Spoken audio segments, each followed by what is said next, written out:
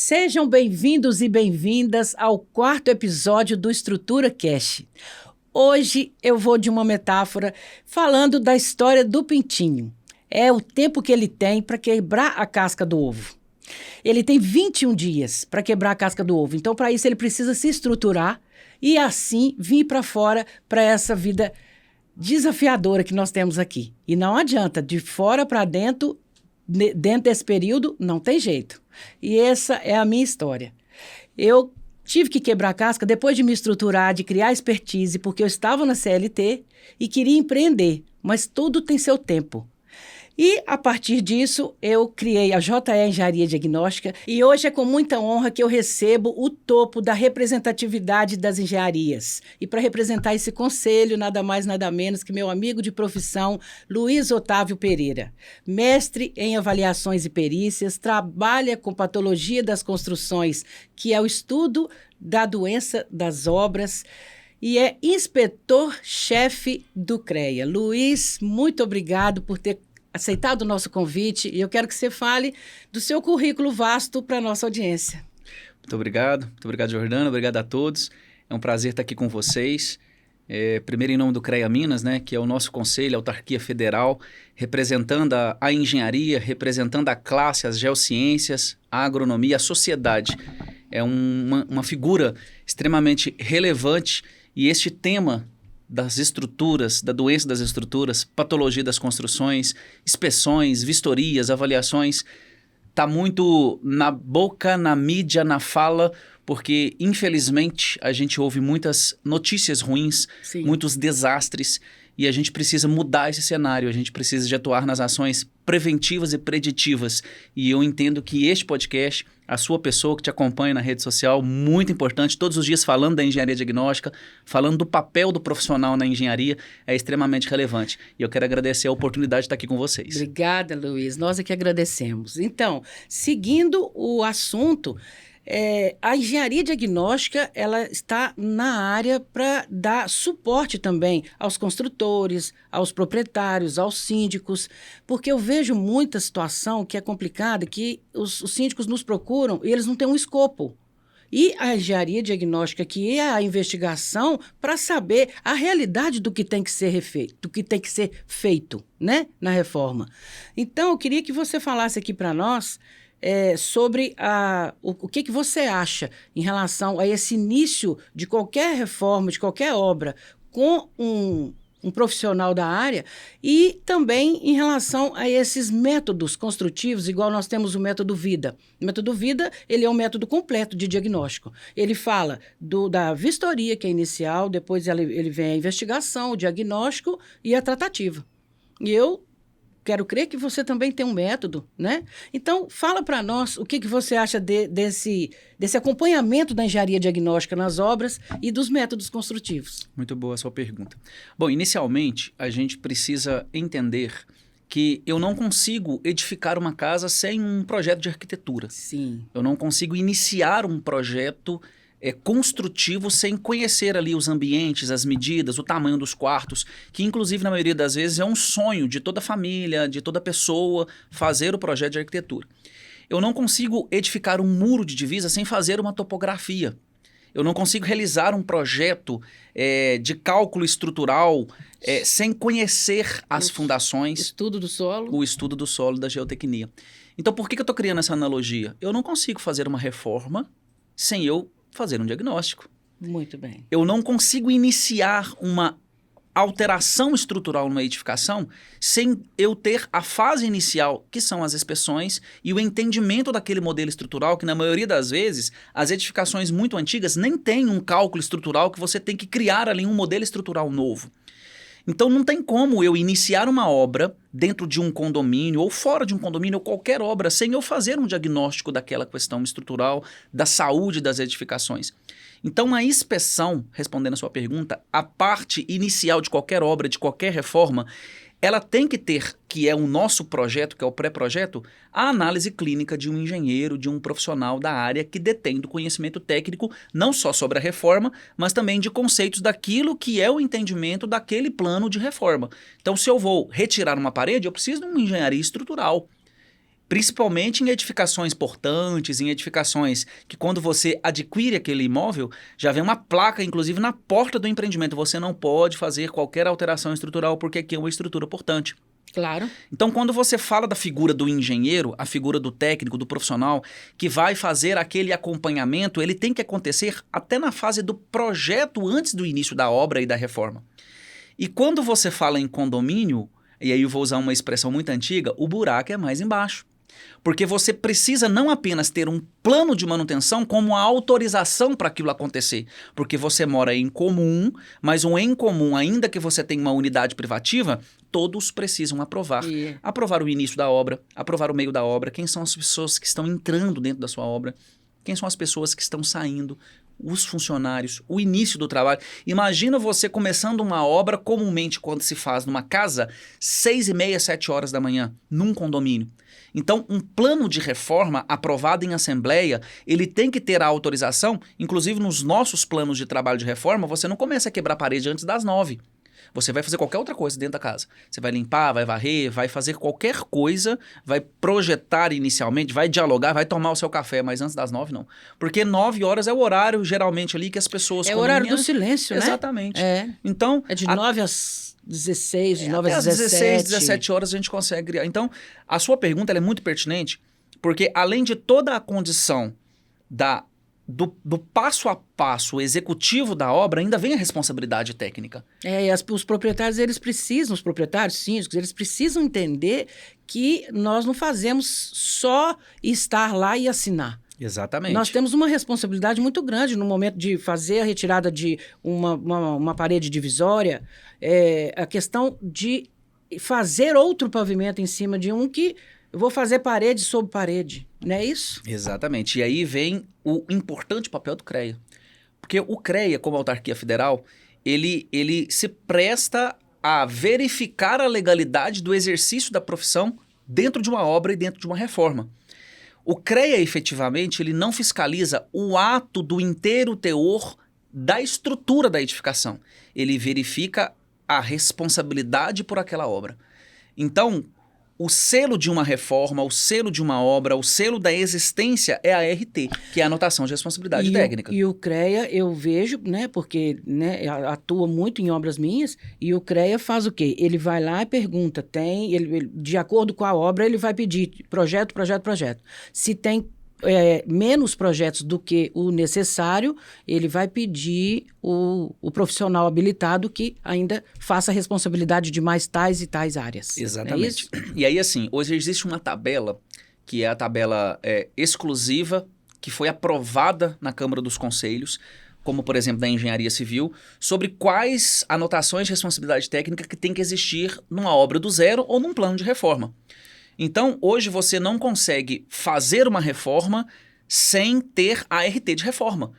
Dependendo... mas eu estou apenas pintando. Não, se eu estou pintando, obviamente não vai precisar de um engenheiro. Mas se eu estou fazendo alteração estrutural, se eu estou fazendo uma troca de instalações elétricas, telhado, sistema de cobertura, sistema de vedação... E aí vem o pulo do gato para quem trabalha com engenharia de condomínios, para quem trabalha com processos construtivos e manutenção das edificações.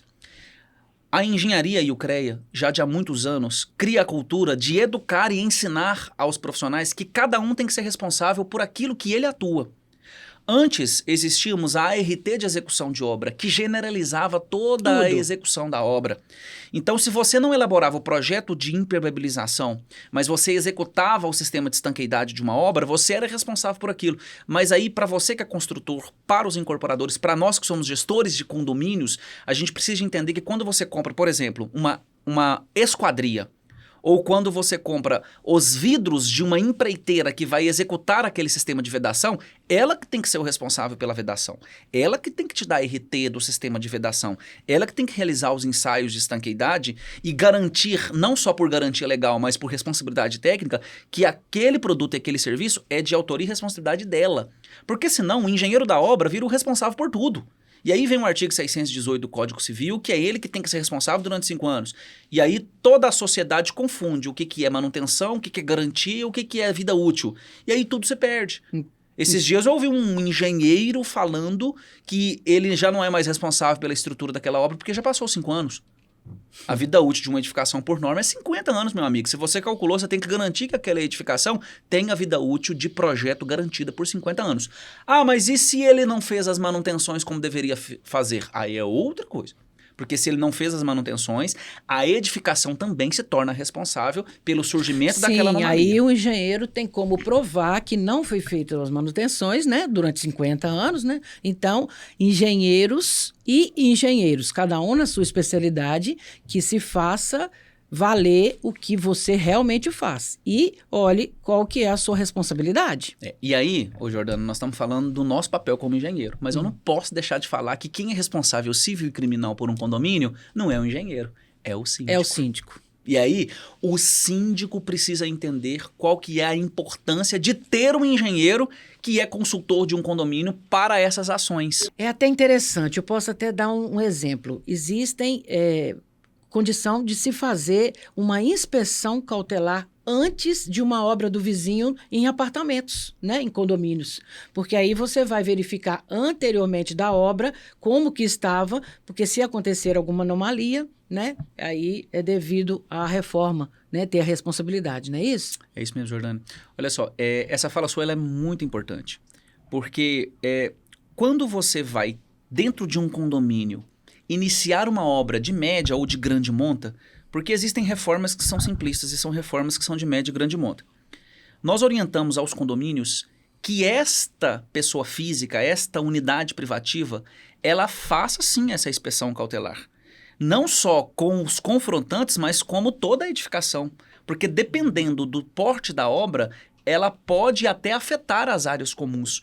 Porque na maioria das vezes, o comum, ele faz muitas inspeções do que é comum e dentro do plano de manutenção, ele pode esquecer que as unidades privativas afetem também a área de uso em comum, que na maioria das vezes pode acontecer. Sim, pode acontecer. Então, dentro dessa sua fala da inspeção cautelar, né, é quando você faz um diagnóstico ali do vizinho ou até das áreas de uso em comum antes desta obra em grande monta. Eu tenho um exemplo até muito bom que eu gosto de trazer. Levei esse exemplo no dia do síndico sábado, que é assim... Ele é um exemplo show para quem trabalha com diagnóstico e também para quem trabalha com perícia. E a assistência técnica condominial, que está aí na moda o termo ATC, que o pessoal utiliza muito, assistente técnico condominial. Nós somos contratados para realizar esta assistência técnica condominial. O camarada comprou um apartamento de cobertura que tinha só uma unidade. As outras duas coberturas já estavam edificadas num prédio de 40, 45 anos. Quem vendeu para ele, vendeu para que ele pudesse edificar um segundo pavimento. E aí ele veio com essa fala no condomínio de que ele precisava fazer a obra. Só que ele veio com essa fala na quinta e na sexta-feira já tinha uma grua esperando para retirar o telhado. E aí a síndica desesperadamente me ligou. Falou assim, olha, o que você faz? Chama a polícia. Para ele. Para a obra. Para ele. Porque ele não pode, não tem um plano aprovado. O condomínio não aprovou.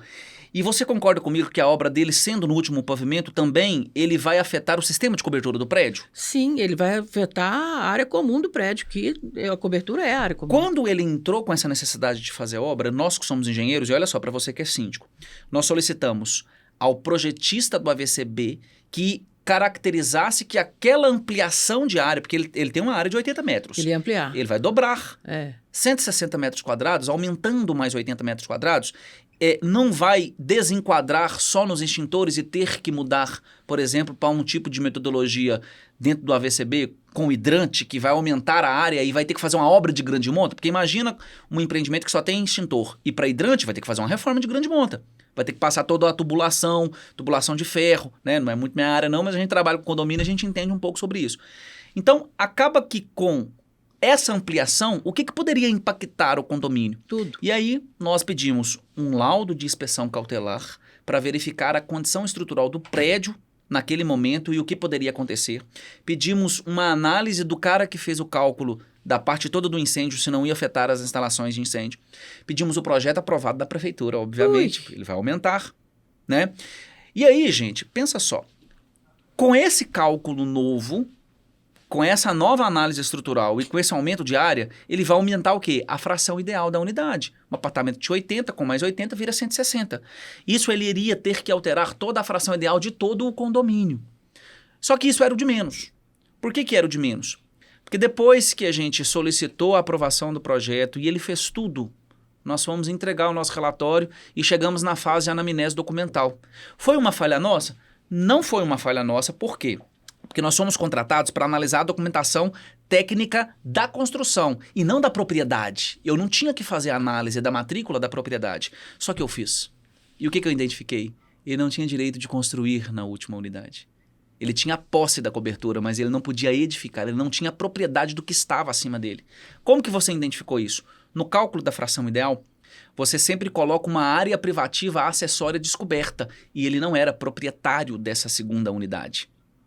Ele não tinha... Ele tinha acesso à cobertura. Exatamente, ele não tinha fração ideal. E na convenção de condomínio era claro, ele poderia dar manutenção, mas ele não poderia edificar. Moral da história.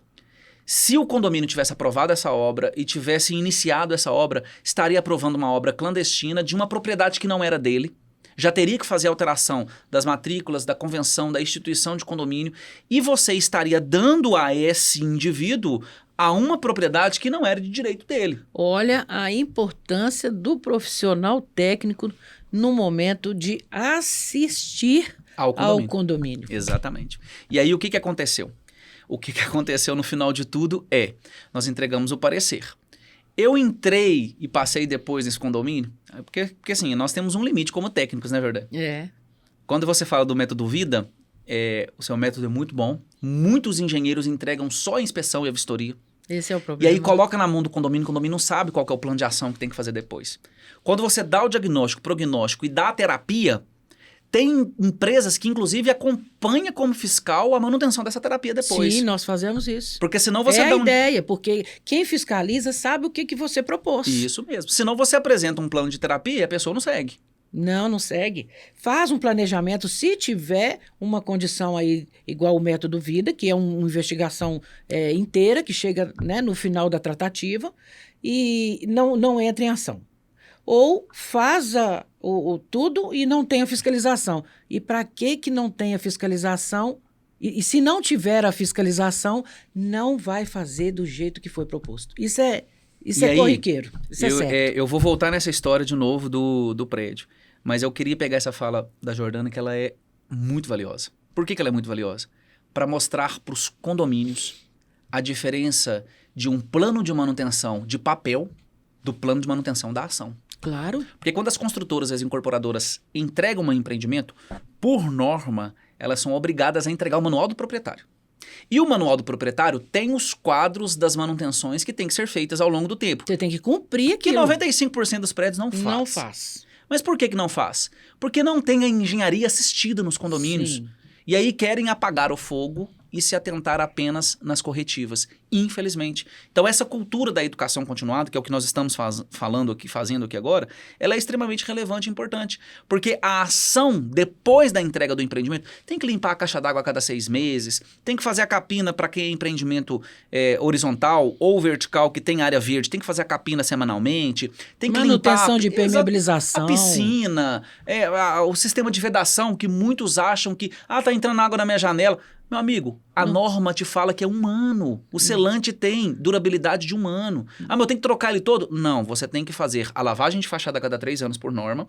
E naquele momento da lavagem da fachada com sistema de vedação, onde que você encontra os pontos falhos, você vai recompor. Quer dizer que você tem que trocar todos os rejuntes e os selantes da fachada de ano em ano, não. Senão haja dinheiro para um condomínio. Você vai viver o ano todo passando por isso. Mas a engenharia se presta a isso. Tem condomínio que não sabe disso. Nós vamos publicar uma foto que nós tiramos aqui fora. Vamos. Nós vamos publicar uma foto que nós tiramos aqui fora. Né? Um cenário lindo. Nós estamos num cenário lindo, maravilhoso, de todo o entorno, com as fachadas limpas, com as manutenções feitas, mas tem um prédio que está deteriorado. E a falta da engenharia nas manutenções desse prédio leva a entender que aquela edificação perdeu o seu valor, que é o que a gente fala sobre a manutenção. Nós que trabalhamos com engenharia de avaliação de bens, se você tiver 2 unidades, uma do lado da outra, com a mesma vida útil, com o mesmo tempo de edificação, se essa de cá não tiver feita as suas manutenções como deveria fazer, ela pode chegar a 30% a menor do valor do que a de cá. Que é exatamente o que aconteceu. É a valorização. Todos têm que entender que a valorização, ela depende da manutenção. Exatamente, né? Que é o valor de mercado. Luiz, eu vou colocar aqui para você, porque de grande relevância, que até o nome do do quarto episódio, né? Que as construções estão envelhecendo. Há tempos, não é agora, não. Eu mesma estou com um cliente de 1930. Nosso Deus. 1930, Afonso Pena com São Paulo. E assim, uma gracinha de velhinho, porém, ele está realmente generalizado com anomalias. Então, o que eu te pergunto como representante do CREA? Esse cenário, ele já é nosso, ele não está por vir, ele já é nosso. E qual que é a consciência que você vê nas pessoas e em relação ao CREA? O que o CREA pensa em relação a isso? Bom, essa sua pergunta ela vem muito a calhar, né? Porque um dos motivos que eu acredito do convite de estarmos aqui hoje é exatamente da preocupação do CREA com as edificações. Não porque as edificações envelhecem, porque nós envelhecemos. Sim. Os veículos envelhecem, nós fazemos as manutenções veiculares conforme as orientações, mas tem muito Fusca, muita Brasília, muita Kombi, muito carro por aí que já não existe há muito tempo, né? Mas por que elas ainda continuam andando e existindo? Porque fizeram as manutenções e fizeram as intervenções nesses veículos ao longo do tempo. E as edificações também precisam disso. A engenharia diagnóstica ela é muito comparada com a medicina diagnóstica. Quando você tem um problema de saúde, quando você tem um início de mal-estar, quando você precisa de ir para um hospital, você passa por um clínico geral. Você já não vai para um especialista de imediato, porque você não sabe muitas das vezes o que tem. Sim. Então, o clínico geral das edificações, na maioria das vezes, é aquele profissional que faz as inspeções. E aí, por que da necessidade e dessa analogia? Porque a inspeção predial, a inspeção das edificações, a anamnese do estado físico e construtivo de uma edificação, já é uma preocupação há muito tempo, já é um estudo que vem de há muito tempo pelos conselhos, pelos CREAs, pelo CONFEA, inclusive, que é o Conselho Federal. E chegou num determinado momento onde que o CONFEA intimou aos CREAs de todo o Brasil a realizar um grupo de estudos sobre as inspeções, sobre a saúde das edificações e como o CREA poderia contribuir através de uma proposta de lei ou de uma aplicabilidade normativa para que as edificações pudessem passar por essas inspeções. Ah, então agora eu consigo entender de onde que vem esse estudo. Exatamente. E aí, com essa... É essa preocupação que os CREAs, né, têm em relação à idade das edificações que se fizeram esse estudo. Esse grupo de estudo. Início desse estudo. E aí o que acontece? A engenharia diagnóstica, a inspeção predial, a saúde das edificações, já de há muito tempo vem se falando sobre isso. Nós tivemos uma notícia primária de ontem para hoje sobre uma edificação lá em Hong Kong que passou por um colapso, está passando por um colapso, mas não existe ainda uma fala técnica assertiva de qual que é a origem e a causa, porque foi tudo muito rápido, tudo aconteceu. Mas o início da propagação aconteceu numa obra de revitalização de fachada. Porque o sistema que adota-se neste tipo de empreendimento lá em Hong Kong é o sistema de madeira. Isso está claro que é o sistema, inclusive, que estava montado para a revitalização da fachada. Mas onde que a gente pode casar com a nossa fala da inspeção predial? Porque a inspeção predial é um diagnóstico preventivo. Mas na inspeção predial, a gente chega no plano de manutenção pós-inspeção predial. E na manutenção pós-inspeção predial, cria-se também um cenário de como fazer as manutenções, que é o seu método vida, que é o plano de ação. E no plano de ação, obviamente, a gente tem que entender que lá tem tudo incorporado. Segurança do trabalho, qual que é o tipo de andaime que vai estar ali, né? Você tem que prever e evitar erros que podem trazer insegurança à vida, que pode trazer risco à vida. Então, esse plano de ação pós-inspeção, que é a manutenção das edificações, é de responsabilidade do engenheiro, sim. E você me fala uma coisa, você acha que é negligência, você acha que é falta de atenção, você acha que é custo barato, que as pessoas não dão atenção e chega num acidente, chega em problemas de até morte, né? Por causa disso? Jordânia, as edificações dão sinais. Dão sinais. Nenhuma estrutura colapsa de hoje para amanhã. Então, vou lá que falta profissionalismo do síndico a entender, porque... Essa sua pergunta a gente tenta respondê-la já há muito tempo. Porque eu acredito que cada cenário ela tem uma resposta. Mas, às vezes, o próprio condomínio e o síndico não é orientado de que aquela fissura naquele pilar pode ser um problema estrutural. Porque fissura e pilar é um problema estrutural. O câncer já está dentro daquele pilar. Ele é só o início, é fininho, não interessa. Se você arrancar aquela capa do concreto, você vai achar lá dentro. Você lá dentro já vai encontrar um aço exposto, um aço iniciando o uma processo de corrosão. Então já existe ali. Mas como que você consegue, então, identificar este problema? Nas inspeções. Então, quando você tem o parceiro é o engenheiro diagnóstico. Exatamente. Ah, mas a inspeção quem vai fazer é o zelador. O zelador. Não é uma inspeção assim que a gente está falando. Nós estamos falando de uma inspeção técnica. Nós estamos falando de uma inspeção normativa, que automaticamente carrega-se por trás lei. Porque no Brasil, muitos municípios já têm uma minuta, uma proposta e um plano de ação de lei. Por exemplo, o Rio de Janeiro tem a lei da autovistoria, que todos conhecem. Você passa na fachada dos edifícios, tem que ter uma placa falando que aquele edifício já submeteu-se a uma inspeção. Existe o selo de vistoria, que eles chamam de autovistoria, onde que existe lá uma placa, um selo, a prefeitura fiscaliza se aquela edificação ela passou por aquela inspeção. Existe a RT do engenheiro profissional. Você não tem uma placa de obra que você passa e tem uma obra que é identificada? Sim. Lá no Rio de Janeiro é uma exigência que as edificações tenham essa placa de inspeção. Porque é nas inspeções, e aí a inspeção predial a gente precisa de entender que ela não é uma vistoria, ela é uma inspeção de anamnese dos sistemas e subsistemas.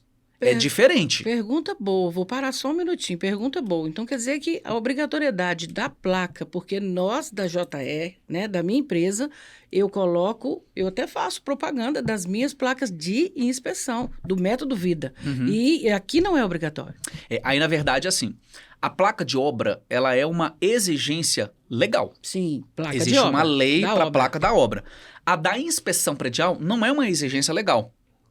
Não é uma exigência que você tem que colocar essa placa à exposição aqui para o conselho. Mas nos municípios que a lei tem aplicabilidade, é a lei municipal que exige essa placa. Então, lá no Rio de Janeiro, ela é uma propaganda? Mas é porque a lei municipal de lá exige que essa placa esteja à vista. Sim. Na proposta de lei, que nós vamos falar dela agora, que é uma minuta da proposta de lei do Estado de Minas Gerais, que o CREA criou-se, então, um comitê, que aí vem a preocupação do CREA Minas, que foi um pedido do Confea, mas o Marcos Torres Gervásio, que é um cara extremamente técnico, que entende da responsabilidade, estendeu esse nosso comitê não só para a inspeção predial, como para obras de arte especial. Nós vamos falar um pouco sobre isso também. Eu quero falar disso. E aí o que acontece? A minuta da proposta de lei, ela exige que as edificações tenham a inspeção.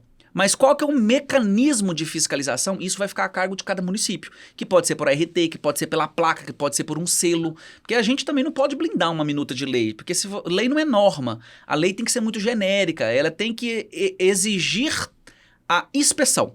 A lei, ela tem que exigir a inspeção. Agora, o mecanismo de fiscalização da inspeção, quem vai fiscalizar, você tem que ter um selo, você tem que ter a RT, você tem que ter o documento. Fica mais a cargo do município? Ela fica mais a cargo do município. Porque o CREA, ele não pode entrar numa obra e analisar o processo construtivo.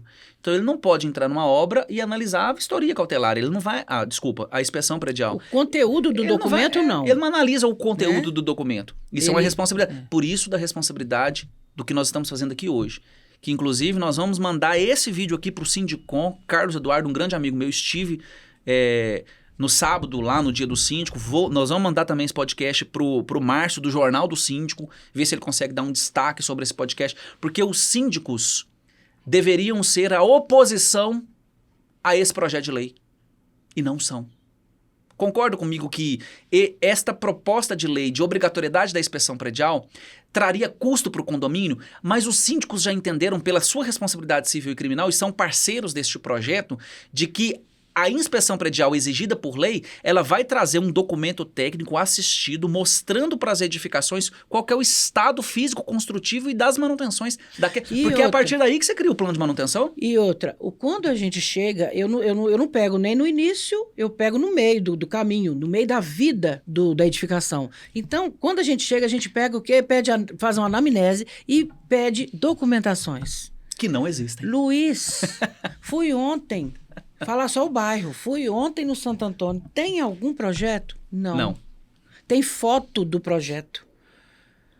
Bairro Horto. Tem projeto? Não. Ah, tem que achar na prefeitura, tem que ver. Quer dizer, não tem um histórico. Tem que o ex-síndico falou, tem que o zelador falou, mas isso não é, né, documento hábil para que a gente, em cima dele, faça o nosso relatório. Excelente. Assim como você tem o método Vida, eu tenho um método que chama La Prime Conde, que é um método que nós estamos terminando de produzir ele agora para lançar ele no próximo ano, que é um equilíbrio do seu projeto Vida com o síndico, com um sistema, com a manutenção predial, para que feche esse ciclo e tudo fique dentro de um... Ou seja, o que gera os relatórios? As manutenções, Sim. as ações. Então, se o síndico subiu e limpou a caixa d'água hoje, através de um prestador de serviço, tem que existir um documento de limpeza daquela caixa d'água, ela tem que subir para algum lugar. Ela sobe para um sistema. E aí você começa a criar o quê? Rastreabilidade. Os condomínios precisam destas rastreabilidades. Aí não vai precisar mais do comentário do ex-síndico, do morador. Já vai estar tudo no sistema. Você está falando comigo que você tem uma dificuldade para fazer as inspeções e trazer um diagnóstico em função de um documento. Uhum. Mas nós sabemos bem que quem trabalha com inspeção não precisa do documento para dar o diagnóstico, porque nós somos experts e nós estudamos. O documento é meramente uns anexos dos nossos trabalhos. Mas para nós que trabalhamos com as inspeções. Mas para você que tem a terapia também vendendo, você precisa desses. Você precisa de um projeto estrutural. Você precisa, para você fazer o seu plano de ação, você precisa desses documentos. Como que o condomínio não tem? Aí faz o retrabalho. Aí o condomínio tem que retrabalhar. O que está acontecendo comigo? Eu estou num condomínio que, infelizmente, a construtora ela fez a laje entre 2 pavimentos de garagem, ela fez a impermeabilização e a proteção mecânica. Não funcionou, ela veio e deu outra laje em cima. Olha só. O que acontece? Tem o projeto estrutural da primeira laje? Não. Nós vamos precisar tirar a segunda laje. Então, o que vai estar acontecendo agora? Nós vamos refazer o projeto para comparar com a situação atual, fazer ensaios destrutivos na primeira laje, para poder saber custo altíssimo. Altíssimo. Custo altíssimo. Altíssimo. E aí, assim, em toda essa situação, que aí a gente pode falar depois da importância da engenharia condominial, assistida, né? Mas de todas, não apenas pelas notícias, mas por tudo que nós estamos vendo acontecer no Brasil, vendo acontecer a nível global, o CREA Minas ele teve essa preocupação em criar, então, um comitê que veio a calhar numa proposta de projeto de lei que já existia por uma deputada, que é a Ana Paula Siqueira. Que é o projeto de lei 242 de 2019. De 2019, exatamente. Então, peraí, vamos lá, vamos colocar para a audiência aqui, ó.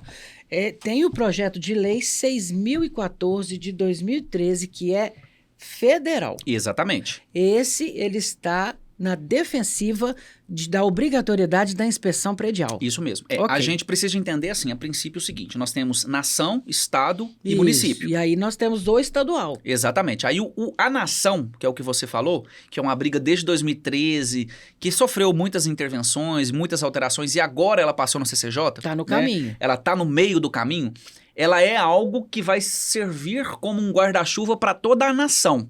Mas ela não traz ali, no seu inteiro teor, uma obrigação sobre os municípios para que os municípios façam as inspeções prediais sem ter a sua própria lei municipal. Aí nós temos as deputadas Ana Paula Siqueira e Lohana França. Aí a Ana Paula louvável, Siqueira... muito louvável, né? Agradecemos a elas que estão na proteção desse projeto de lei estadual. Exatamente. Aí a Ana Paula Siqueira, ela tem uma minuta deste projeto de 2019. Sim. Quando nós identificamos essa minuta da proposta de lei e com o pedido do CONFEA e com a absorção do nosso presidente, chegou-se a uma conclusão, então, de que ao invés da gente criar uma nova proposta de lei e procurar uma bancada que pudesse fazer uma defesa dessa nova proposta de lei, a gente conversou com a Ana Paula e nós tivemos ali uma fala muito importante dentro desta necessidade da inspeção, de que poderíamos, então, fazer uma substitutiva da minuta existente. Ou seja, nós precisaríamos apresentar uma proposta de lei, assim como você faz uma norma pela Associação Brasileira de Normas Técnicas, ela não se faz da noite para o dia. E ela não se faz por uma única pessoa. Sim, é um grupo de estudos. É um grupo de estudos. Sim. Então, hoje nós temos o Comitê de Inspeção Predial. Ontem, inclusive, foi a nossa última reunião desse ano, né?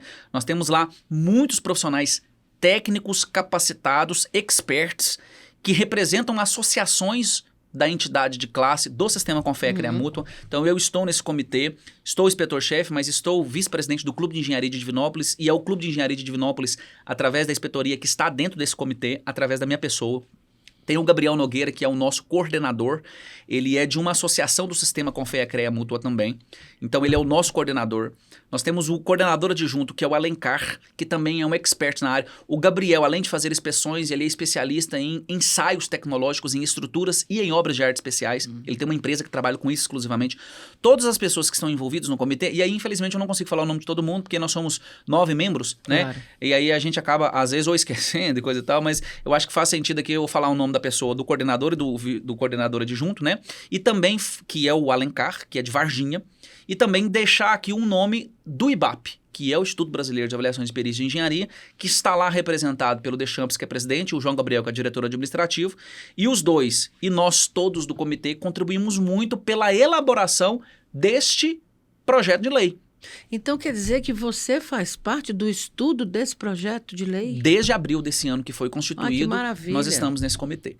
E aí nós temos como presidente do comitê o presidente do CREA Minas, obviamente, que é o Marcos Gervásio. Nós temos o coordenador, que é o Gabriel, e o Alencar, e nós somos os auxiliares, né, na proposição desse projeto de lei. Mas por que ele foi importante? Porque dentro desse comitê, além de nós técnicos, aí tem lá o Bandeira, que é engenheiro... A gente fala que não vai falar, né? Mas o Bandeira, presidente da BMEC, que é muito conhecido aqui, né? Presidente da BMEC, Associação dos Engenheiros Mecânicos, que tem uma parceria enorme com o Sindicom, que é do Carlos Eduardo, que hoje está em mais de 800 municípios, que é o presidente do sindicato dos síndicos no estado todo. Então tá todo mundo abraçando a causa. O Bandeira é engenheiro mecânico, o Israel é engenheiro eletricista. Então nós temos a multidisciplinaridade, exatamente, dentro desse comitê. Grande. E aí, junto com isso, nós temos as duas advogadas dentro do comitê das deputadas e mais o Daniel, que é engenheiro de produção, que é assessor da deputada Lohana, que acompanhou a gente durante todo o período da proposição dessa minuta substitutiva do projeto de lei. E aí o que a gente fez? E o CREA Minas, ele contratou uma empresa de assessoria jurídica também para estar junto conosco. Então nós pegamos a minuta de lei do Estado, a minuta de lei da Nação, que é essa que foi aprovada recentemente, todas as proposições existentes do projeto de lei de inspeção predial a nível Brasil, todas existentes, aquelas que estão em prática, trouxemos, junto com as normas, trouxemos para dentro desse comitê e desde abril, de 15 em 15 dias, nós nos reunimos para debatermos, para estudarmos, para analisarmos e criarmos essa proposta de lei que foi para a Câmara do Estado recentemente. Nós tivemos uma audiência pública para poder falar sobre essa proposta de lei. E eu vou te perguntar aqui agora sobre uma inserção, me parece, do estudo antigo para o da agora, que entraram 3 pilares fundamentais, que é a inspeção predial, o sistema de manutenção e a inspeção de obras de artes especiais. Fala um pouco disso, Luiz, porque eu penso que nós tivemos até a ponte Juscelino Kubitschek, não foi? Que foi em dezembro. Esse ano? Foi esse ano. Foi dezembro de... Não, esse ano não. Dezembro de 2024. Não precisa nem de cortar, não, mas é porque eu não sou de Belo Horizonte, então...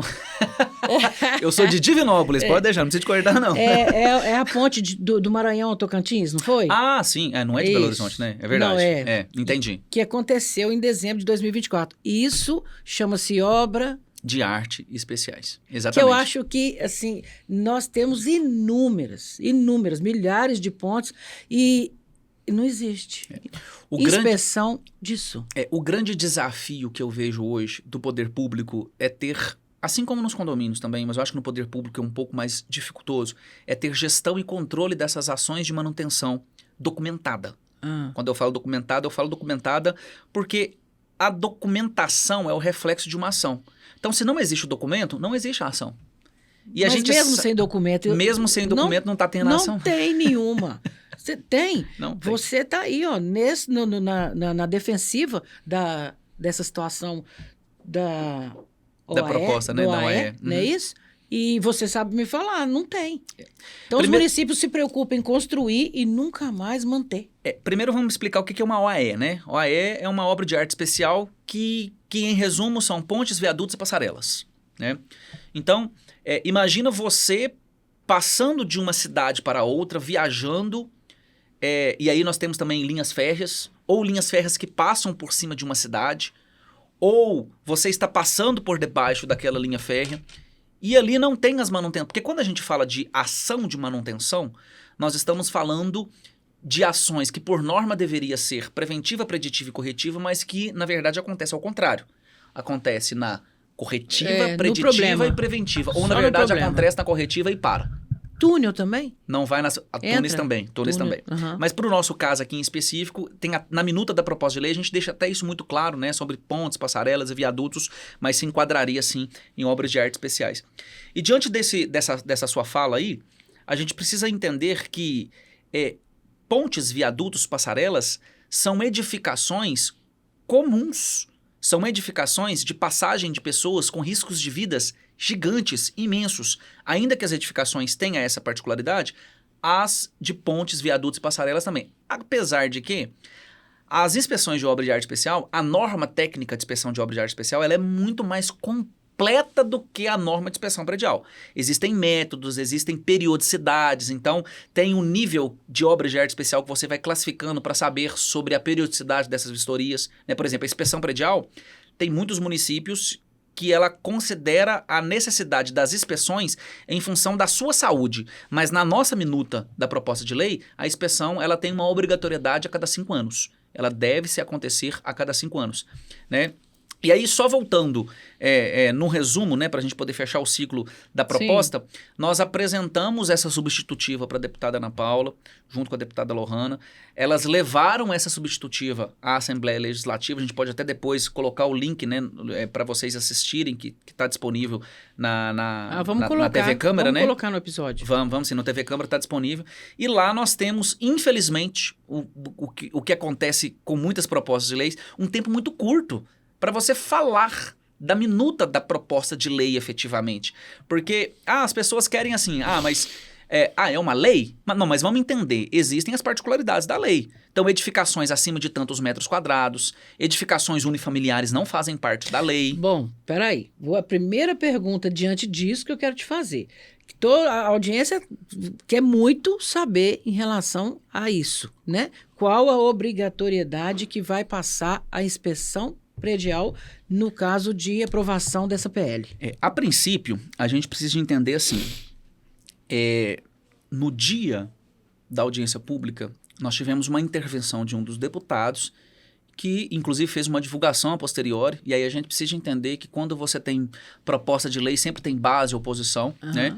E este movimento deste profissional, deste deputado, ele veio a justificar que as edificações unifamiliares não tinha como passar por essa inspeção, porque o povo já estava cansado de pagar taxas, de que as pessoas que moram em regiões de favelas, em regiões que não têm muita habitabilidade, não teria condição de pagar por uma inspeção. Então ele não entendeu a minuta da proposta de lei. Porque edificações unifamiliares não precisam fazer inspeções prediais.